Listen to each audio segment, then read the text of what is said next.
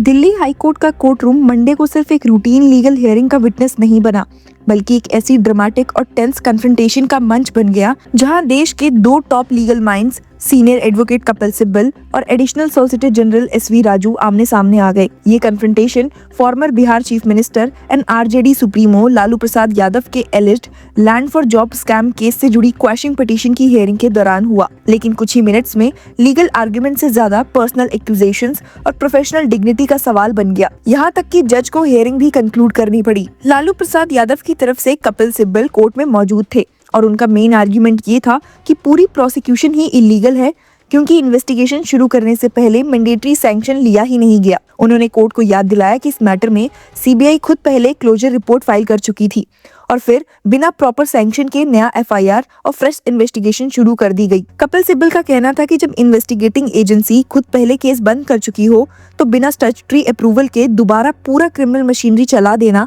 Abuse of process of law के बराबर है। कोर्ट के सामने सबमिशंस देते हुए कपिल सिब्बल ने कहा, you have to get sanction. How are they arguing against their own case? Closure report was filed by CBI itself. उनके स्टेटमेंट ने कोर्टरूम का टेम्परेचर और बढ़ा दिया। सीबीआई की तरफ से एएसजी एसवी राजू मौजूद थे, जो तुरंत खड़े हुए और उन्होंने सिब्बल के आर्ग्यूमेंट पर ऑब्जेक्शन जता दिया। एसवी राजू का कहना था कि कपिल सिब्बल नए लीगल पॉइंट्स रेज कर रहे हैं जो पहले आर्ग्यू नहीं किए गए और साथ ही लॉ को मिस रिप्रेजेंट कर रहे हैं। इंटरप्ट करते हुए एएसजी एसवी राजू ने कहा, Sibal has argued on a new point. I have two point out the correct law. Mr. Sibbal makes misleading arguments and does not let me argue। ये एक ऐसा मोमेंट था जहां कोर्टरूम का माहौल अचानक लीगल डिबेट से निकलकर पर्सनल कन्फ्रंटेशन की तरफ चला गया। कपिल सिब्बल ने इस एलिगेशन को सिर्फ गलत ही नहीं बल्कि अपनी प्रोफेशनल इंटीग्रिटी पर डायरेक्ट अटैक माना। उनका रिएक्शन शार्प, इमोशनल और बिना किसी हेजिटेशन का था। कपिल सिब्बल ने तुरंत जवाब देते हुए कहा, you don't even have the honesty to say that I have not misled any court. Never in my life. Don't dare say that. You may be additional solicitor general of India, you are not the judge। Courtroom में एक पल के लिए सन्नाटा छा गया। Lawyers, juniors, reporters सब इस एक्सचेंज को स्टंट साइलेंस में देख रहे थे, लेकिन एएसजी राजू ने अपनी बात वापस लेने से इनकार कर दिया। उन्होंने रिलेटिवली कंट्रोल टोन में लेकिन फर्म स्टांस के साथ कहा, yes, you have misled the court। It is my submission and I will point out how you have misled and you don't allow me to point out। इसके बाद कपिल सिब्बल और ज्यादा aggressive हो गए। उन्होंने एसवी राजू के कंडक्ट और उनके कोर्टरूम सीनियरिटी पर ही सवाल खड़े कर दिए। अपनी बात को और ज्यादा तेज टोन में रखते हुए कपिल सिब्बल ने कहा, you are the additional solicitor general, not a petty lawyer. You want to reduce yourself to that status, you are welcome. We don't tolerate this. I don't know if you have been in this court enough to know who I am. You have no idea। इस point पर courtroom एक तरह से दो personalities के ego clash का stage बन चुका था, लेकिन एसवी राजू ने कंपैरेटिवली शांत रहने की कोशिश की और अपनी तरफ से पर्सनल रिस्पेक्ट का सिग्नल दिया। साथ ही अपनी प्रोफेशनल ड्यूटी पर जोर दिया और कहा, I have a lot of respect for you, but in such matters I have to point out। जब वर्बल एक्सचेंज और ज्यादा हीटेड होने लगा तब जस्टिस रविंद्र जडेजा, जो बेंच को हेड कर रहे थे, ने इंटरवीन किया। जज ने क्लियर वर्ड्स में दोनों साइड्स को शांत होने के लिए कहा, let us cool down the atmosphere. Court ने इस पॉइंट पर हियरिंग को आगे बढ़ाने के बजाय उस दिन के लिए कंक्लूड कर दिया।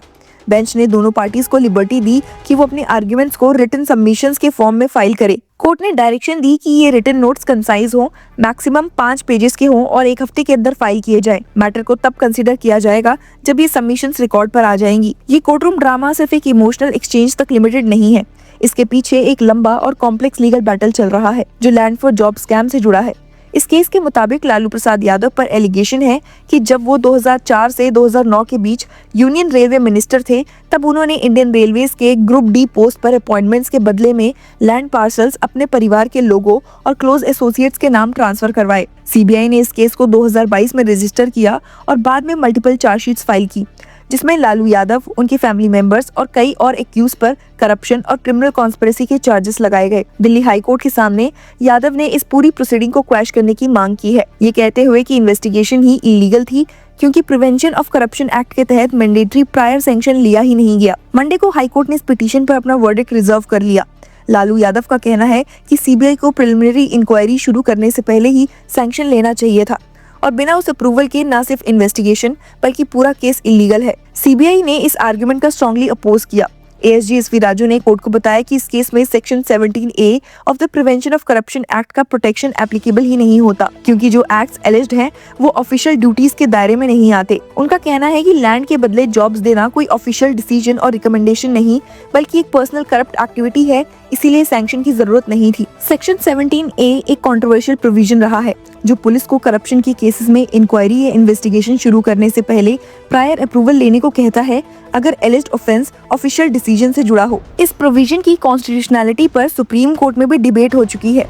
13 जनवरी को सुप्रीम कोर्ट ने एक स्प्लिट वर्डिक्ट दिया था जिसमें जस्टिस बीवी नागरत्ना ने इस प्रोविजन को अनकॉन्स्टिट्यूशनल स्ट्राइक डाउन कर दिया, जबकि जस्टिस केबी विश्वनाथन ने इसे अपहोल्ड किया कुछ सेफगार्ड्स के साथ। इस मैटर का लीगल बैकग्राउंड और भी ज्यादा सीरियस तब हो जाता है जब ट्रायल कोर्ट के रीसेंट ऑब्जर्वेशंस देखे जाते हैं। इस महीने के शुरू में ट्रायल कोर्ट ने लालू यादव, उनकी वाइफ राबड़ी देवी और उनके बच्चों के खिलाफ करप्शन और क्रिमिनल कॉन्स्पिरेसी के चार्जेस फ्रेम कर दिए हैं। कोर्ट ने अपने ऑर्डर में कहा है कि लालू यादव ने रेलवे मिनिस्ट्री को अपना पर्सनल फिefडम बना लिया था और एक क्रिमिनल एंटरप्राइज चलाया। 9 जनवरी के डिटेल्ड ऑर्डर में ट्रायल कोर्ट ने कहा कि चार्जशीट एक वाइडर कॉन्स्पिरेसी दिखाती है जिसमें गवर्नमेंट जॉब्स को बार्गेनिंग टूल की तरह यूज किया गया है ताकि लैंड सस्ते और फेवरेबल टर्म्स पर हासिल किए जा सके। कोर्ट के मुताबिक ये लैंड पार्सल्स लालू यादव के सन्स तेजस्वी यादव और तेज प्रताप यादव, वाइफ राबड़ी देवी और डॉटर मिशा भारती के नाम ट्रांसफर हुए। लालू यादव ने हाईकोर्ट को बताया है कि सीबीआई ने 2009 से 2014 के बीच इस मैटर की इन्वेस्टिगेशन पहले ही कर ली थी और क्लोजर रिपोर्ट फाइल कर दी थी। उनका एलिगेशन है कि 2021 में फ्रेश इन्वेस्टिगेशन और 2022 में न्यू एफआईआर रजिस्टर करना बिना पुराने प्रॉप को डिस्क्लोजर किए कंसीलमेंट है और लीगल प्रोसेस का मिसयूज है। उन्होंने अपनी पिटीशन में ये भी कहा था कि ट्रायल कोर्ट का cognizance order bad in law है क्योंकि उसने सीबीआई की तरफ से की गई एलिज्ड इलीगैलिटी को कंसीडर ही नहीं किया। लैंड फॉर जॉब स्कैम का centre West Central railway zone Jabalpur बताया जा रहा है, जहां group D appointments allegedly land के बदले की गई। इन्वेस्टिगेटर्स के मुताबिक कई कैंडिडेट्स को नौकरी दी गई और उनके बदले में लैंड पार्सल्स यादव फैमिली या उनके क्लोज लोगों के नाम गिफ्ट या ट्रांसफर किए गए। सीबीआई ने 18 मई 2022 को केस रजिस्टर किया था जिसमें लालू यादव के साथ 15 और लोग एक्यूज्ड हैं। उनकी wife, 2 daughter, unidentified public servants और प्राइवेट इंडिविजुअल्स भी शामिल हैं। सभी एक्यूज को बेल मिल चुकी है और कोर्ट ने डायरेक्शन दी थी कि चार्जशीट फाइल होने तक किसी को अरेस्ट न किया जाए। अब सबकी नजर दिल्ली हाई कोर्ट के रिजर्व वर्डिक्ट पर है। एक तरफ लालू यादव के लिए ये केस उनके पॉलिटिकल करियर का सबसे बड़ा लीगल टेस्ट बन चुका है, दूसरी तरफ सीबीआई और प्रोसिक्यूशन के लिए ये एक प्रेसिडेंट है कि करप्शन के केसेस में सैंक्शन जैसे टेक्निकल ग्राउंड्स पर प्रोसीडिंग्स को कैसे डिफेंड किया जाए। कोर्ट का फाइनल डिसीजन न सिर्फ इस केस का फ्यूचर डिसाइड करेगा बल्कि सेक्शन 17A के इंटरप्रिटेशन और करप्शन इन्वेस्टिगेशंस के प्रोसेस पर भी एक स्ट्रॉन्ग जुडिशियल सिग्नल दे सकता है। और मंडे का कोर्ट रूम ड्रामा शायद इस पूरी लीगल सागा का सबसे ड्रामेटिक चैप्टर बनकर याद रह जाएगा, जहां लॉ से ज्यादा लॉयर्स डिस्कशन का सेंटर बन गए।